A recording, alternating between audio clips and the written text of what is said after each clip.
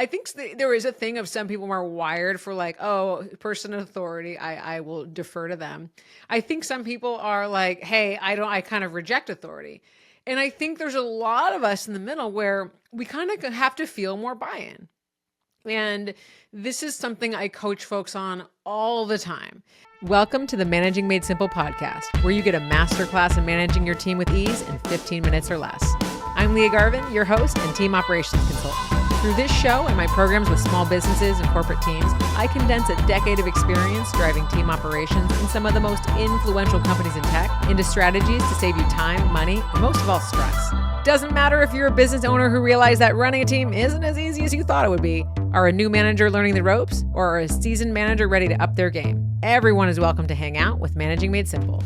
From conflicts to feedback to delegating and more, we leave no stone unturned when it comes to what makes us love managing, kind of hate it, and everything in between. Let's go. Welcome back to the show. Today, I am talking about that situation that we've all been in, that we become a new manager or we start a new team or we hire some folks or we get a promotion and we think that it should come with some implied respect that folks will just kind of follow suit, follow direction.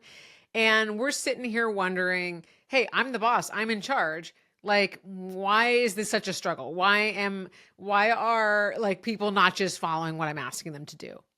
And I've been in this situation before when I moved from from being a team that I was peers with folks to managing folks that I had been peers with. And I thought, well, hey, like they deferred to our shared boss before yesterday. Why now that I'm in charge, are they like, I don't know about this? I've heard that from a lot of folks. It really shows up when we are managing former friends or folks that we were colleagues with. But I've also heard this in situations where, you know, you're promoted to an executive role or you have hired a new team of employees, you know, as a business owner, and folks come in and you're like, it's more than them just not following directions. It's like they're not really respecting authority in the way that maybe we would do, or we feel like should be a little bit easier to garner.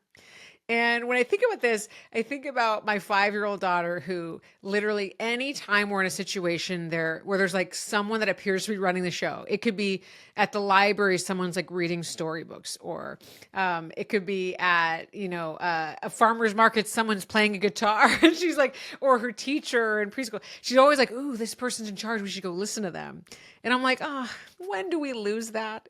Is it just some people are wired that way and some people aren't? I hope she stays that way because it makes things a lot easier when we're out of the house because she doesn't always listen to me at home. But I think there is a thing of some people are wired for like, oh, person of authority, I will defer to them. I think some people are like, hey, I kind of reject authority. And I think there's a lot of us in the middle where we kind of have to feel more buy-in.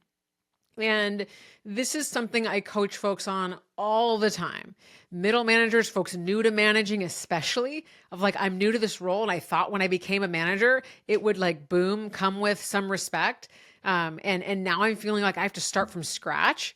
Like I didn't even get this manager title. Folks that have gotten promoted into more leadership responsibility, this hurts really bad. We think I worked so hard to get to this. I fought so hard to be able to hire and grow my team. And now I feel like, again, I'm starting over. I have to rebuild everything.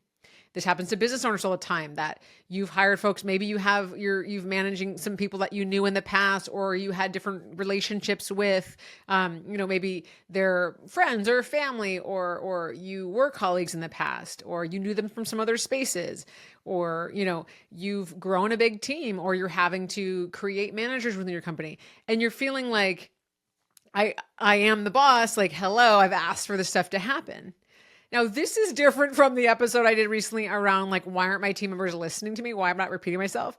That is all about creating a sense of personal accountability. And I would recommend, if that's really what you're struggling with, go back to episode 135, because that is one really about when you have a team and you've gotten in the groove, but you're still feeling like you have to repeat yourself.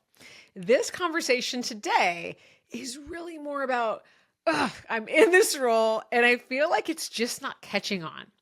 And so I wanted to share 3 things that can go a really long way to establish you as this leader. whether it is that you've newly hired folks or you're managing former friends, which I will do another episode specifically on that, because that is a really tough one.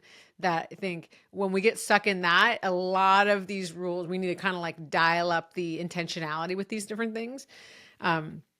Or you have, been promoted and do maybe an executive role, and your whole relationship, kind of your scope has changed. Now, how do we assert that authority, right? Where it doesn't just come for free, but really bring people back along that like, yeah, I am the boss, like I am in charge. And first and foremost, we got to do this in any new situation. Okay. But it's really, here more than anywhere is we have to build relationships with our team members so that they see that we are bought into them as team members, as humans. We understand what their goals are. We understand what their aspirations are, and that we are advocating and working on their behalf. Okay. If our team members don't think that, and they think, we're just trying to get something out of them, or we're just out for ourselves, or whatever assumption they may make, even if it's completely off base, if our team members don't feel seen and heard and respected by us, they're not going to respect us back, right? Why would we? And so the first thing when we are in a new management situation, we have to spend a good amount of time. I'm not saying months, okay? I'm not saying 10 hours a day. We have to spend a reasonable amount of time connecting with folks one-on-one, asking them about themselves, having conversations around career, so that we demonstrate, not only am I interested in you, but we can then we can follow through on that. So we can say, hey, when we talked about your interest in becoming a manager, I identified this project for you where you're going to get to oversee some different things and show your leadership capacities. Or when you talked about your interest in growing into this new role, like moving more into an operational capacity, this kind of project is going to give you some concrete experience so that you can demonstrate that when it's time to, move into the promotion or whatever. Okay. So you're not only learning it just to have the conversation to pretend that you cared, you're learning it so that you can follow up and follow through. Now, this is especially important if you are managing folks like in a corporate setting, that your position of hierarchy is not that much higher than your team members. So in some of the corporate companies I've worked in the past, they have numbered levels. Let's say you're a level 5 and your team members are a level 4, right? And so there's not a big gap. If you're a level 10 and your team members are level 4, they see, okay, there's 6 rungs of promotions I have to go through to be where you're at. It's a little bit easier to get the buy-in of like, hey, I have my radar out for your career growth. If you are kind of one step ahead of them on the, career hierarchy in your company, it's really important to communicate to them that I'm not going to be a blocker for you. I'm not going to be a ceiling. I'm still out there looking for opportunities for you to advance, and to have that conversation early and to talk about it and say, hey, I know it might be a little bit weird because we are pretty close. Here's some of the goals I have, and here's how, and you share your goals, and here's how I'm going to help you get there. That is going to build so much trust. Because when we get a manager that we don't see like a lot of, distance between them and us, we're like, why don't I get to just do this? Right. And so we want to alleviate that concern. Do you want some hands-on support for all of the topics I talk about on this show?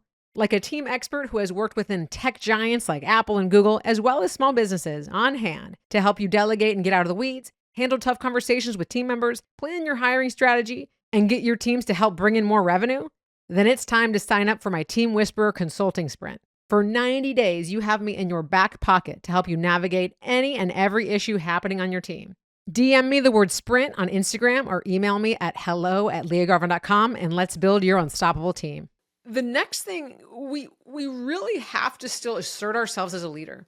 If it's your first time managing, if you're in a new situation, if you hadn't managed in this capacity before, maybe you have a way larger team, or you're managing managers, or you've changed industries, or you got a new promotion, it's totally different. Or you, like I said, are managing people that you were friends with. All those situations might feel new. Our imposter feelings might tell us to say, oh, I'm new to this, cut me some slack, or like whatever, downplay your expertise, downplay your authority. Do not do that. Because your team needs to feel like you do have your stuff together, right? That you are here for a reason, that you can help them advance. If you don't demonstrate that confidence in that foundation, why would they believe in you? Why would they listen to you? Why would they respect you? Because they're thinking like, I don't want to have my career on the line as someone that's like, help, I don't know if I'm good at this. right? So there is a way to balance asserting your authority and being empathetic and compassionate, again, building that relationship. And some of the ways we do that are saying, hey, I want to share what I'm new to this team. I'd love to share what my process is for immersing myself in a new team. So typically I meet with people one-on-one, and then I put together some ideas, and then I collect feedback. When you describe the thing that you're doing as a framework or a process, it carries a lot of weight. Okay, think about that as opposed to like, hey, I'm just going to meet with some folks and then see what happens, right? Bring confidence to your approach because you are using an approach. You are here for a reason. You are managing for a reason. You are leading for a reason. So don't throw that away trying to sort of build connection and act like, oh, I don't think I'm that important, because what's going to happen is going to make your team members scared and worried that you can't help them with their careers. Okay, so along with really articulating what is your process for getting up to speed or being able to support their goals, you could say, hey, I like to learn about all my team members' career goals so that I can have my radar out for opportunities. Along with that, sharing what is your point of view or your style as a leader. You might say, I also like to share more about my leadership style. I'm someone that likes to roll up my sleeves and get into the weeds, solve some problems, but I also don't want to be a micromanager. So I would like to invite feedback to you that as I become immersed to help me catch myself, I'm getting a little bit too deep in the weeds. Demonstrating that humility and self-awareness, and then also asking for feedback right away, that's going to go a long way to build trust. We also want to talk about, how do we have conversations about how we communicate? This is one of the biggest things too that we can avoid when we're new in a situation. We can think, hey, I'm just going to figure it out as I go, especially if you've known some of these people before. I already know how to talk to all of them. We've talked in the past. You have not talked in this capacity. And this is a big one for managing former friends, that it's not the same situation. It is completely different. If you have hired your cousin or your sister, how is you growing up as children and talking to each other the same as you being their employer? It is not the same. So do not ruin this situation and sabotage it for yourself and this team member by acting like everything is the same.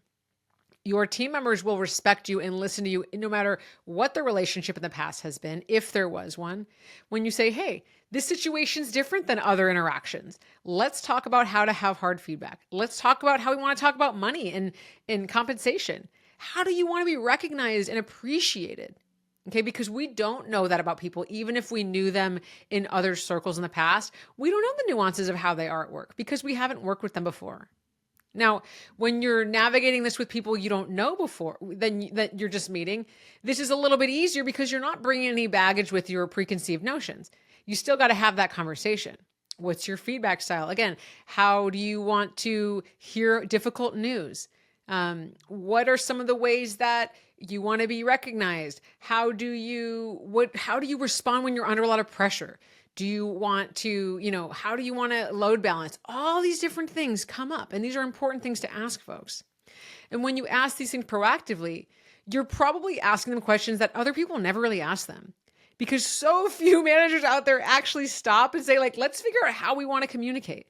So you are going to demonstrate that I bring, again, intentionality. I have an approach. I am bringing some expertise to this role. So the combination of building the relationship, of talking about your process and your framework for becoming immersed on a team, and then talking about how you want to have conversations, this is going to really show, wow, this person gets it. This person is taking this job seriously. This person is here to help me in my career. And when people see that you are in it for them, they will be in it for you.